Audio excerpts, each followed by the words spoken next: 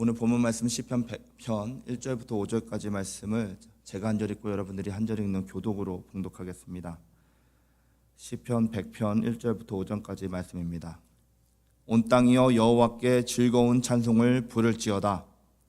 기쁨으로 여호와를 섬기며 노래하면서 그의 앞에 나갈지어다. 여호와가 우리 하나님이신 줄을 너희는 알지어다. 그는 우리를 지으시니요 우리는 그의 것이니 그의 백성이요 그의 기르시는 양이로다.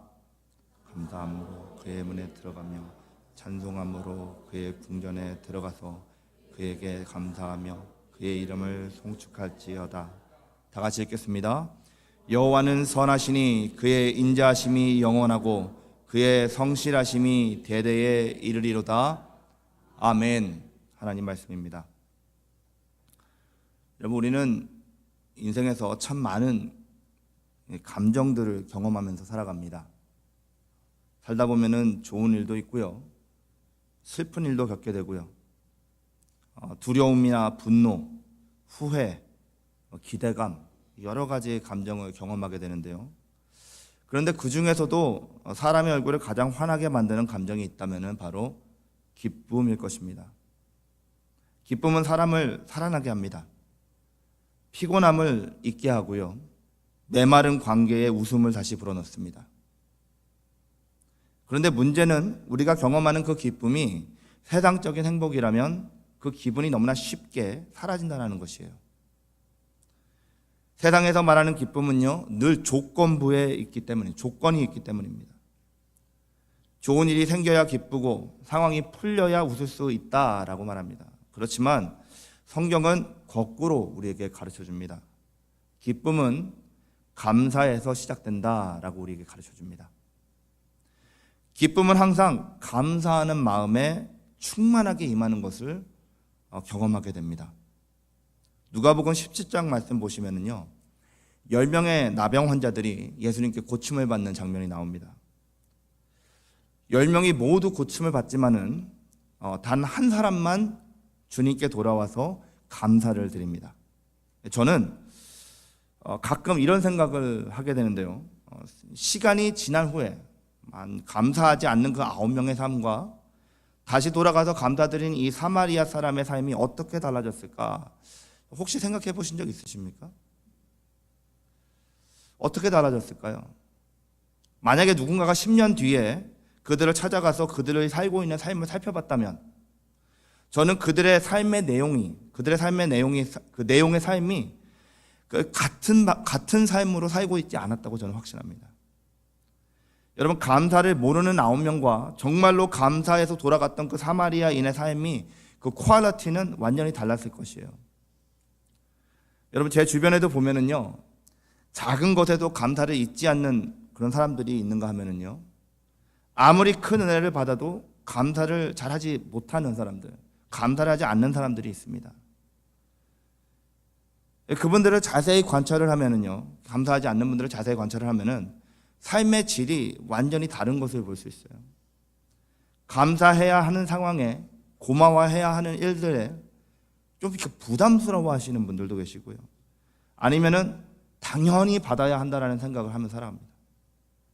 그리고 쉽게 잃어버리는 사람들이 있습니다. 그래서 세상 사람들도 얘기하죠. 은혜를 원수로 갚는다, 이런 말도 나오고요. 그런 사람들의 삶에는요, 항상 불만과 불평이 많습니다. 예. 본인이 되게 크리티컬하다, 비평적인 생각을 가지고 있다, 비판적인 생각을 가지고 있다라고 생각을 하면서 똑똑하다고 생각하지만은 들어보면은요, 그냥 불평과 불만입니다. 늘 항상 저기압에 있어가지고요, 그 사람들 주위는 밝지가 않습니다. 오늘 우리는요, 예배를 드리려고 이 자리에 나왔어요. 여러분들은 어떤 마음으로 이 자리에 나오셨습니까? 기쁨으로 이 자리에 나오셨나요? 요즘에는 도무지 삶에 기쁨이 없다, 그런 생각을 가지고 계신가요? 솔직히 대답하기가 조금 그러신가요? 지금 제가 질문 한번 바꿔보도록 하겠습니다. 오늘 여러분의 마음속에는 감사가 살아있습니까? 감사하는 마음으로 예배에 나오셨나요? 감사가 살아있으면 기쁨은 반드시 우리의 삶으로 돌아오게 되었습니다.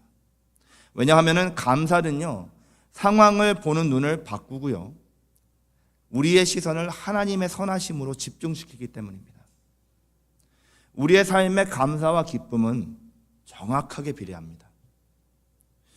오늘 본문은요, 그 감사에서 시작된 예배가 어떻게 기쁨으로 이어지는지, 그리고 그 기쁨이 어떻게 하나님 앞에 나아가는 찬양이 되는지를 우리에게 보여주고 있습니다. 오늘 말씀을 통해 우리의 삶에 감사가 회복되면서 기쁨도 회복된다 라는 이 진리를 마음 깊이 경험하고 돌아갈 수 있는 귀한 시간이 될 수 있기를 예수님의 이름으로 축원드립니다. 먼저 여러분, 감사의 마음은요, 기쁨을 낳고요, 기쁨은 우리의 삶의 찬양으로 표현이 됩니다. 우리가 모두 이런 경험을 한 적이 분명히 있으실 텐데요, 감사한 일을 되새기고 있으면, 계속 곱씹고 있으면 어느새 기쁨이 마음에 이렇게 차는 것을 경험한 적이 분명히 있으실 거예요. 제가 보기엔 감사하는 마음을 계속, 감사하는 생각이 계속하면서 짜증을 내고 불평하시는 분은 제가 만나본 적이 없는 것 같습니다. 그리고 그 기쁨은요, 그냥 좋은 감정으로 끝나지 않고요, 우리의 입을 열어서 그 감사의 대상을 찬양하게 합니다. 오늘 본문 말씀 1절 보시면은요, 온 땅이요 여호와께 즐거이 부를지어다 라고 외쳐요. 이스라엘 백성들만 예배하라고 하는 것이 아니라 모든 민족과 만물을 예배로 초대하고 있는 것을 우리에게 보여주고 있습니다. 하나님은 찬양받기에 합당하신 분이니까 모두 다 주님 앞으로 나오라 라고 선포하는 거예요.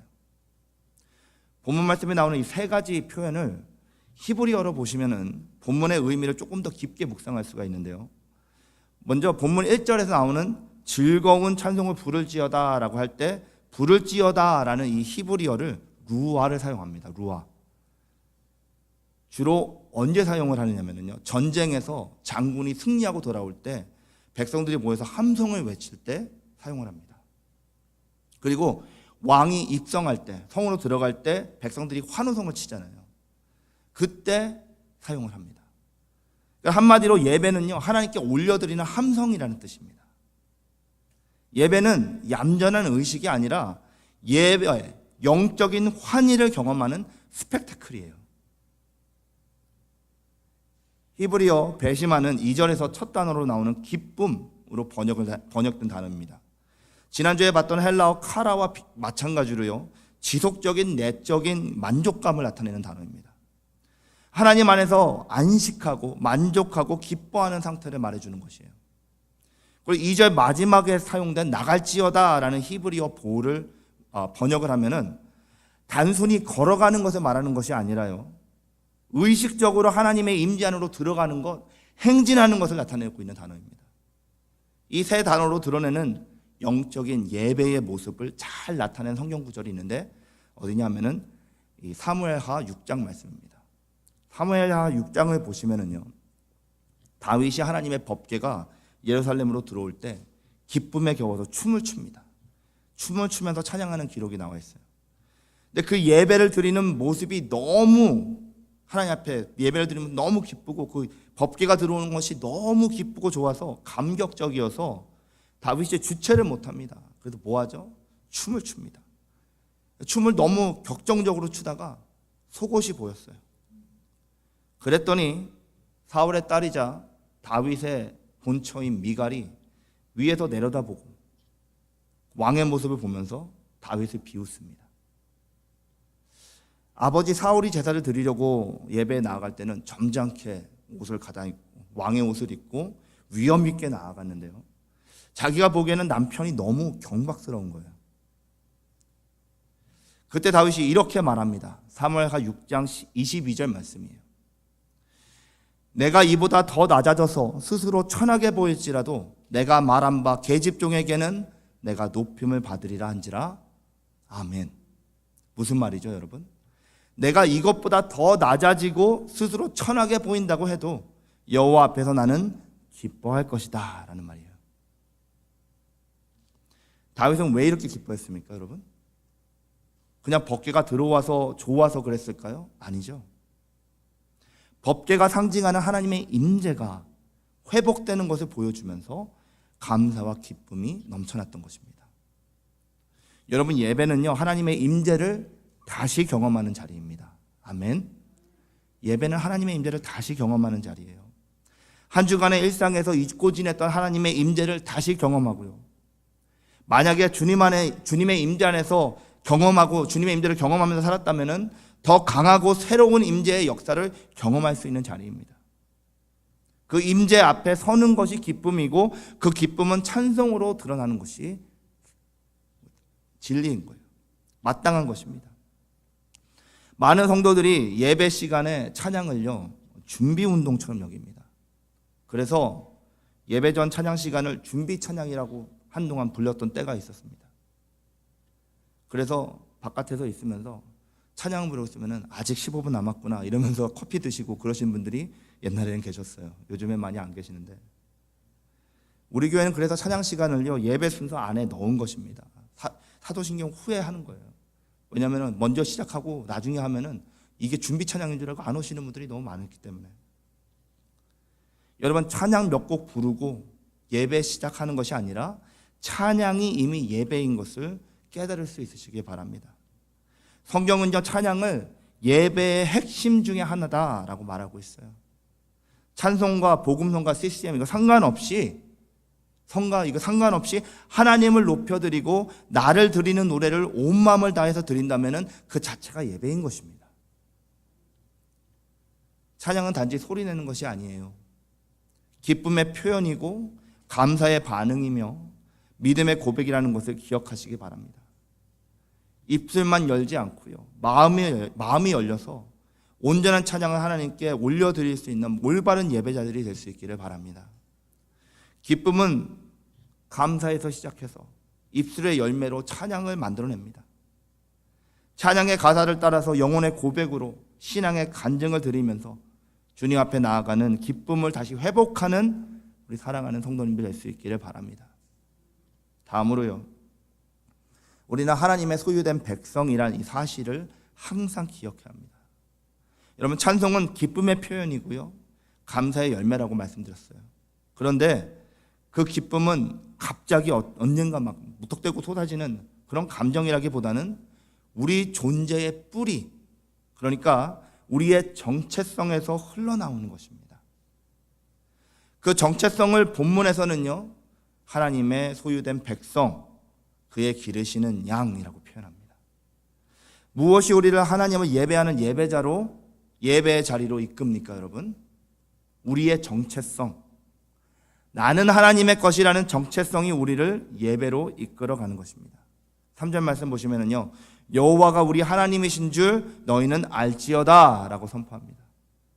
여기서 안다라는 히브리 단어가요, 우리가 잘 아는 야다입니다. 야다. 정보나 지식적인 내용을 안다라고 사용할 때 쓰는 단어가 아니라 깊은 관계 속에서 생기는 체험적인 확신을 말할 때 사용하는 단어예요. 부부가 서로를 안다라고 할 때 사용하는 단어입니다. 깨닫는다, 그냥 알았는데, 옛날에는 그냥 알았었는데 이제는 확실히 안다, 지식이 살아나서 나를 움직인다, 깨달았다라는 얘기를 할 때 쓰는 단어입니다. 여러분, 야다를 통해서 본문을 보시면은요, 이렇게 읽을 수 있어요. 여호와께서, 하나님께서 우리의 편에 계심을 매일 삶 속에서 경험하고 확신한다라는 말입니다. 출애굽기 6장 7절 말씀 보시겠습니다. 다 같이 한번 읽어보시겠습니다. 너희를 내 백성으로 삼고 나는 너희 하나님이 되리니 나는 애굽 사람의 무거운 짐 밑에서 너희를 빼낸 너희의 하나님 여호와인 줄 너희가 알지라. 아멘. 이 말씀은요, 과거의 이스라엘 백성에게만 주신 말씀이 아니라 지금 이 세대를 살아가는 저와 여러분에게도 동일하게 주시는 말씀이에요. 나는 너의 하나님이고 너는 내 백성이다 라고 주님은 우리 각 사람에게, 그리고 우리 공동체에게 말씀해 주고 계십니다. 3절 말씀 그 가운데 부분을 보시면은요, 우리의 정체성을 더 깊이 들여다볼 수 있게 해주세요. 이렇게 기록됩니다. 그는 우리를 지으시니요 우리는 그의 것이니. 여기서 단순하지만 아주 우리가 자주 잊고 사는 아주 깊은 중요한 진리가 나오는데요, 뭐냐면 여러분, 우리들은 모두가 하나님의 작품이고 또 동시에 하나님의 소유라는 진리입니다. 에베소서 2장 10절 말씀처럼요, 우리는 하나님의 만드신 바예요. 그리스도 예수 안에서 선한 일을 위하여 지으심을 받은 사람들입니다. 아멘. 하나님은 우리를 실수로 만들지 않으시고요, 만드시면서 실수하시지 않으셨어요. 우리의 외모, 기질, 연약함까지도 다 알고 계시고 우리를 통해 선한 일을 이루시겠다고 작정하신 분이십니다. 고린도전서 6장 19절부터 20절 말씀 보시면은요, 그 사실이 더 확실하게 나타나요. 한번 보실게요. 다 같이 읽겠습니다. 너희 몸은 너희가 하나님께로부터 받은 바 너희 가운데 계신 성령의 전인 줄을 알지 못하느냐? 너희는 너희 자신의 것이 아니라 값으로 산 것이 되었으니 그런즉 너희 몸으로 하나님께 영광을 돌리라. 아멘. 값을 치르고 우리를 사신 주님이 나의 주님이시면 이제는 그 누구의 평가나 우리가 경험했던 과거의 상처도 우리의 정체성을 흔들 수는 없는 것입니다. 3절 후반부에서는요, 우리의 정체성을 두 가지로 요약해서 말해줍니다. 우리는 하나님의 백성이고 그분의 양입니다. 이 말씀만 딱 들으면은 기억나는 성화가 있죠. 아트피스가 있습니다. 주로 그 아트를 보면은 하나님께서 어린 양을 이렇게 안고 계세요. 그렇죠? 뒤에 양들이 쭉 있고 어린 양을 이렇게 안고 계시고 뒤에 배경은 날씨가 아주 밝습니다. 그렇죠? 그리고 푸른 초장과 쉴만한 물가가 배경이에요. 그런데 여러분, 이 말씀은요, 그냥 귀여운 비유가 아닙니다. 성화를 보시면은요, 늘 그런 아름다운 모습이 비춰지지만, 그런데요, 그 성화가 보여주려고 하는 것, 오늘 우리 비유가 보여주려고 하는 진짜 의미 뭐냐면은 절대적인 보호와 책임의 선언입니다. 하나님께서는 절대적으로 보호하시고 나의 것은 내가 책임진다라는 책임을 선언하시는 거예요. 양은 스스로 살아갈 수 없는 존재입니다. 아시죠? 길도 잘 잃어버리고요, 공격에도 약하고요, 눈도 나빠서 분별력이 부족합니다. 하지만은요, 그런 양을 목자가 책임지는 것, 그것이 오늘 이 비유의 본질이에요. 우리는 그의 손의 양이라는 것이. 요한복음 10장 14절 말씀을 제가 읽어드리겠습니다. 나는 선한 목자라. 나는 내 양을 알고 양도 나를 아는 것이. 아멘. 우리 하나님께서는요, 우리를 이름으로 알고 계시고 우리보다 먼저 우리의 길을 준비하시면서 우리가 넘어질 때 다시 일으켜 주시는 목자이십니다. 그리고 그 사랑은요, 절대로 끊어지지 않아요. 이사야서 43장 1절과 2절 말씀이 하나님의 약속입니다. 먼저 1절 말씀을 보시면은요, 하나님이 하나님의 백성의 정체성을 말씀해 주세요. 야곱아, 너를 창조하신 여호와께서 지금 말씀하시느니라. 너를 창조하신 여호와께서 지금 말씀하시느니라. 이스라엘아, 너를 지으신 이가 말씀하시느니라. 너는 두려워하지 말라. 내가 너를 구속하였고 내가 너를 지명하여 불렀나니 너는 내 것이라. 정체성을 1절에서 말씀해 주신 후에 2절에서 약속을 이어가세요. 내가 물 가운데로 지날 때 너와 함께 할 것이고 네가 불 가운데로 지날 때도 너는 타지 않을 것이고 불꽃이 너를 사르지도 못하리라. 아멘. 이스라엘의 목동의 문화 그 전통을 보시면은요, 목자는요, 자기 양을 구별하기 위해서 양의 귀에 특별한 이렇게 표식을 새긴다고 합니다. 작은 칼로 아주 조심스럽게 귀에다가 표를 남겨요. 이전에 서부 영화 보시면은 소나 마을 같은 데 이렇게 인장을 지지잖아요. 그런 것처럼 알아볼 수 있도록 표시를 해놓는 것입니다. 다른 목자가 실수로 데려가든지 아니면은 다른 양의 무리에 섞여서 따라가다가 어쩔 수 없이 따라가다가 놓쳤다든지 아니면 도둑이 훔쳐간다라고 해도 그 표시만 보면 목자가 누구인지 즉시 알 수 있는 증거였어요. 그리고 목자는요, 반드시 잃어버린 양을 끝까지 찾아갑니다. 다른 양보다 더 멀리 가야 할 때도 있고요, 더 깊은 골짜기를 지나갈 수도 있지만은 그 표식 하나만 있다면은 목자는 자기 양을 끝까지 찾아가서 찾습니다. 우리도 우리 주님에게 그런 존재들입니다. 하나님은 우리를 창조하셨고 값을 치르셔서 사셨고 자신의 이름을 우리의 영혼에 새기셨습니다. 베드로전서 2장 9절 말씀처럼 우리는 택하신 족속이요 왕같은 제사장이요 거룩한 나라요 그의 소유된 백성인 줄로 믿습니다. 우리는 하나님의 이름이 새겨진 존재들이에요. 때로는 방황할 수도 있습니다. 믿음이 흔들릴 수도 있고 상처로 지쳐 쓰러질 수도 있습니다. 그러나 여러분, 우리 하나님은 절대로 우리를 잊지 않으십니다. 왜요? 우리는 하나님의 것이기 때문입니다.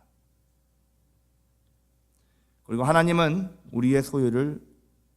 하나님의 소유를 완전히 책임지십니다. 그 책임이 바로 사랑이에요. 여러분, 누구도 우리를 완전하게 책임지지 못합니다. 아시죠? 남편도 아내도 자녀들도 나라도 우리를 완전하게 책임질 수 있는 존재는 이 땅에 존재하지 않아요. 완벽하게 책임을 짓고 싶다라고 해도 못해요. 왜냐하면 인간의 한계, 그것이 우리 사랑의 한계입니다. 그런데요, 우리를 완전하게 책임져 주시는 분, 완전하게 사랑하시는 분이 계십니다. 우리의 하나님이신 줄을 믿으시기 바랍니다. 그러므로 예배란 그 소속을 다시 확인하고 그분의 품 안에 다시 들어가는, 주님께로 다시 돌아가는 시간이에요. 오늘도 주님은 우리에게 말씀하십니다. 너는 내 것이다. 나는 너를 안다. 그리고 나는 너를 절대로 놓지 않는다. 이 깊은 사랑의 고백이 우리의 감사가 되고 기쁨이 되고 예배가 될 수 있기를 바랍니다. 우리는 하나님의 소유된 백성이며 하나님의 기르시는 양들입니다. 그렇다면은 중요한 질문이 남는데요. 뭐냐면은 그분의 양으로서 우리가 가지고 있는 책임이 또 있습니다. 해야 할 일이 무엇일까요? 답은 간단합니다. 뭐냐면요, 감사로 그 문에 들어가는 것입니다. 소속을 확인한 백성들은요, 더 이상 예배 드리는 문 앞에서 머뭇거리지 않습니다. 감사함으로 주님의 임재 안으로 들어가야 되는 거예요.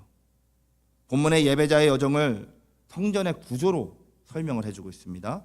본문에서 문이라고 나와요. 문이 뭐냐면은 성전 뜰로 들어가는 입구를 말하는 것입니다. 누구든지 하나님의 백성이라면 그 문을 통과해서 들어올 수 있습니다. 그리고 궁정이라는 곳이 나오는데요, 이곳은 성문 앞에 외부의 뜰을 말하는 것입니다. 성막 뜰도 있고 외부의 성전의 뜰도 있잖아요. 그곳에서 찬양과 제사가 드려지는 거예요. 성소와 지성소와는 조용합니다. 덮개도 많이 덮어놓고 해가지고요, 바깥에 소리가 잘 안 들려요. 근데 바깥에서는 아주 시끄럽습니다. 왜냐하면 소도 잡아야 하고 양도 잡아야 하고 하기 때문에 혹시 들어보셨는지 모르지만 그 따는 소리가 장난이 아니잖아요. 예, 저는 어렸을 때 시골에 살아가지고 한번 들어봤는데 아이고 장난 아닙니다. 예, 거기다가 그 제사 드리는 사람들의 기도 소리, 회개하면서 얼마나 눈물을 흘렸겠어요. 그 모든 소리가, 찬양하는 소리가 그 성벽들을 가득 채우는 것입니다. 그곳에서 찬양과 제사가 이루어지는 거예요. 궁정에서. 그러니까 하나님의 임재에 가까이 나아가기 위해서 반드시 지나쳐야 하는 은혜의 공간이 문과 궁정입니다. 그런데 그곳을 들어가는 자격 조건이 딱 한 가지가 있어요. 뭐냐? 오늘 말씀에 그래요. 감사라고 본문이 선포합니다. 감사. 그래서 감사로 그 문에 들어가며 라는 말은요, 입으로 감사하라는 말 정도가 아니에요. 히브리어로 토다라는 단어인데요, 그냥 감사라고 말하는 것 이상의 단어입니다. 말 이상의 감사하는 삶을 말하는 것이고요, 감사는 태도를 말씀하시는 거고요, 감사로 드리는 희생을 의미하는 것이에요. 감사는 말이 아니라 여러분 태도이고 우리 마음의 방향이고 신앙의 깊이를 보여주는 측정기입니다. 옛날에 한 선교사님이 아프리카 오지에서 사역을 하셨는데요, 하루는 선교사님께서 돌보는 아이 한 명이, 학생 한 명이 쭈뼛쭈뼛 오더니 손에 뭔가를 이렇게 주워주면서 수줍게 웃었다고 합니다. 그래서 뭔가 봤더니 네모난 헝겊이더래요. 네모난 헝겊인데 잘라가지고 만든 네모난 헝겊인데 누가 봐도 손수건이었다는 거예요. 이게 뭐니? 하고 선교사님이 물어보니까 그 아이가 이렇게 대답했습니다. 선교사님, 우리를 위해서 날마다 마실 물도 이렇게 퍼다 나눠주시고 노래도 불러주시고 또 예수님에 대해서 얘기도 해주시는데 제가 너무너무 고마운데 드릴 것은 없고, 그래서 선교사님 보시니까 선교사님 시원한 데 살다 오셨는데 우리 여기 너무 더워서 땀을 많이 흘리시더라고요. 그래서 집에서 가장 깨끗한 옷을 오려서 손수건을 만들어서 가져왔습니다 라고 얘기했다고 합니다. 고마움의 표시로 선물을 드린 거죠. 이 선교사님은 그날 처음으로 진정한 감사가 어떤 것인지를 깨달았다라고 말씀하십니다. 정말로 감사하는 사람은요, 남은 것 중에 여분을 드리지 않습니다. 남은 것 중에 여분을 나누지 않습니다. 가진 것 중에서 가장 소중한 것, 아니요, 가진 것 전부를 희생하게 하는 동력이 됩니다. 그렇기 때문에 오직 감사로 하나님의 임재 앞에 들어가는 것입니다. 나의 가지고 있는 것을 다 드릴 수 있게 해드리는 그 감사함이 그 안에 있기 때문에. 본문은 왜 감사로 그 문에 들어간다라고 했을까요? 그 이유는요, 감사는 우리의 시선을 또 상황에서 하나님께로 돌려놓기 때문입니다. 상황만 보면은 낙심할 수 있습니다. 현실만 보면은 두려울 수 있고요, 사람만 보면은 실망이 밀려올 수도 있습니다. 그렇지만 하나님을 바라보는 사람들에게는 감사가 흘러나오는 줄을 믿으시기 바랍니다. 하나님이 나를 버리지 않으셨고 지금도 나를 부르시고 계시며 그분의 임재로 초대하고 계신다라는 것을 잊지 않고 하나님을 바라보면서 감사함으로 나아가는 우리 모두가 될 수 있기를 바랍니다. 여러분, 감사는 예배의 시작이며 하나님께로 나아가는 문이며 하나님과의 관계를 회복시키는 믿음의 반응입니다. 오늘 우리 사랑하는 성도님들께서는 어떤 마음으로 예배에 나오셨습니까? 예배의 문은 불평으로 열리지 않습니다. 자기의 의나 습관이나 형식으로도 열리지 않습니다. 오직 감사로 열립니다. 우리들의 삶의 모든 자리에서 상황과 조건을 뛰어넘어서 감사로 하나님의 임재 앞에 항상 살아가는 우리 사랑하는 성도님들, 감사로 하나님의 임재를 늘 항상 누리는 우리 사랑하는 성도님들 될 수 있기를 예수님의 이름으로 축원드립니다. 오늘 본문의 이 짧은 말씀을 통해서 우리는 예배자의 정체성과 여정, 그리고 방향과 반응을 봤습니다. 여러분, 본문의 저자는요, 우리에게 감사함으로 그 문에 들어가며 찬송함으로 그의 궁정에 들어가라 라고 말합니다. 예배는 이렇게 드리는 것이다 라는 가르침을 주시는 것이 아닙니다. 억지로 감사하지 않은데 감사한 척, 기쁘지 않은데 기쁜 척하고 예배에 나오면 된다라고 가르치는 것이 아니라요, 우리를 예배로 초대하는 초대장입니다. 감사할 것, 기뻐할 이유들이 분명히 있다는 것이죠. 깨달아내는 것입니다.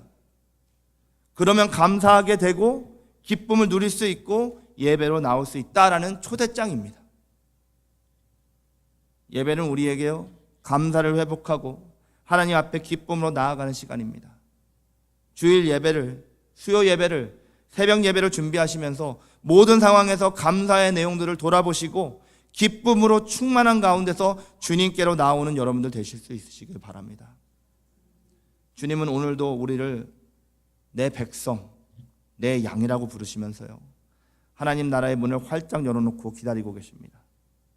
우리의 삶의 예배의 감동이 사라지고 기쁨이 메말라 있다면요, 어디서부터, 무엇부터 다시 시작해야 할까요? 감사에서부터 다시 시작해야 합니다. 상황이 바뀌어서가 아니라, 여건이 나아져서가 아니라 하나님이 여전히 나의 하나님이시라는 그 사실 하나만으로 감사를 다시 시작할 수 있는 우리들이 될 수 있기를 바랍니다. 감사로 문을 열 때 그 너머에 있는 기쁨의 회복이 기다리고 있다는 것을 기억하시기 바랍니다. 그리고 그 기쁨은요, 우리의 찬송이 되어서 하나님의 궁정에 우리를 머물게 할 줄로 믿습니다. 기억하시기 바랍니다. 여러분, 감사는 선택입니다. 그리고 감사는 예배의 문이면서 기쁨의 시작입니다. 오늘 이 자리에 모인 우리 모두는요, 감사로 그 문에 들어가고 찬송함으로 하나님의 궁정에 머무르는 진정한 예배자가 되실 수 있으시기를 바랍니다. 그때 우리의 영혼은 다시 살아날 것이고요, 우리의 예배는 기쁨으로 충만할 것입니다. 그 기쁨으로 지성소와 성소에 들어가서 왕의 왕이신 주님을 뵙고 하나님의 임재 앞에 잠잠히 거룩하게 섬기는 왕 같은 제사장도 되시는 우리 사랑하는 성도님이 될 수 있기를 예수님의 이름으로 축원드립니다. 함께 기도하시겠습니다. 하나님 아버지, 오늘도 우리를 예배의 자리로 불러주신 것을 진심으로 감사드립니다. 그 부르심이 단지 의무가 아니라 우리를 기쁨으로 회복시키시려는 사랑의 초대인 것을 깨닫게 하시니 진심으로 감사드립니다. 주님, 우리는 상황을 보고 감사하려고 했고 기쁨이 생기면 예배하겠다고 하면서 살아왔습니다.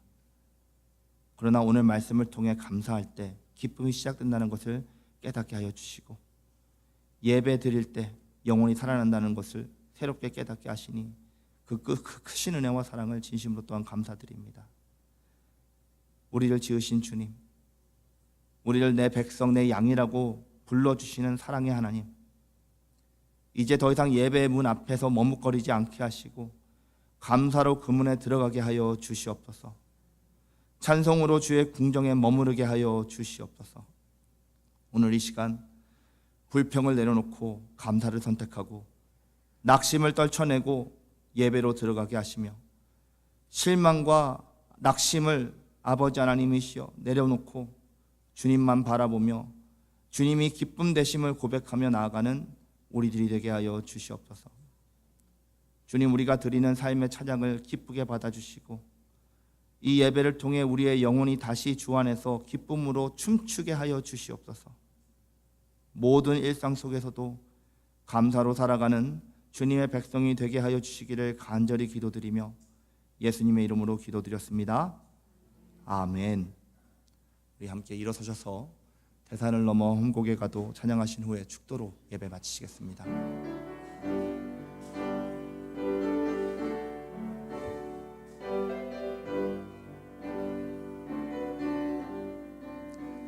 대산을 넘어 험곡에 가도 빛 가운데로 걸어가며 주께서 항상 지키시기로 약속한 말씀 변치 않네. 하늘의 영광, 하늘의 영광, 하늘의 영광, 나의 맘속에 차고도 넘쳐 할렐루야를 힘차게 불러 영원히 주를 찬양하리.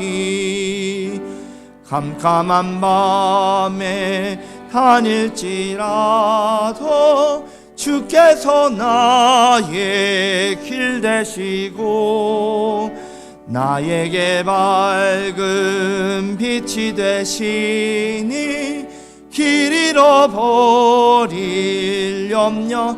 하늘의 영광, 하늘의 영광, 하늘의 영광, 나의 맘속에 차고도 넘쳐 할렐루야를 힘차게 불러 영원히 주를. 아멘. 광명한 그 빛 마음의 바다 찬란한 천국 바라보고 할렐루야를 힘차게 불러 날마다 빛에 걸어가리. 아멘. 하늘의 영광, 하늘의 영광, 나의 맘속에 차고도 넘쳐 할렐루야를 힘차게 불러 영원히 주를 찬양하리. 아멘. 지금은 우리 주 예수 그리스도의 은혜와 우리 하나님의 크신 사랑하심과 성령님의 교통하심과 충만하심의 은혜가 범사에 감사함으로 기쁨을 회복하며 예배의 회복을 경험하기를 원하는 우리 사랑하는 모든 주님의 백성들의 머리 위에와 우리의 성도님들의 가정과 학업과 직장과 사업과 모든 관계 위에 우리 사랑하는 십자가 교회 위에 지금부터 영원까지 함께 하시기를 간절히 축원하옵나이다. 아멘. 감사합니다. 주여 은혜를 베풀어 주시고 감사가 흘러넘치게 하여 주시고 우리의 시점이 바뀌어지게 하시고 주님 바라보며 기뻐하며 감사하며 주님의 영광 돌리는 예배자가 되게 하여 주시옵소서. 그렇죠.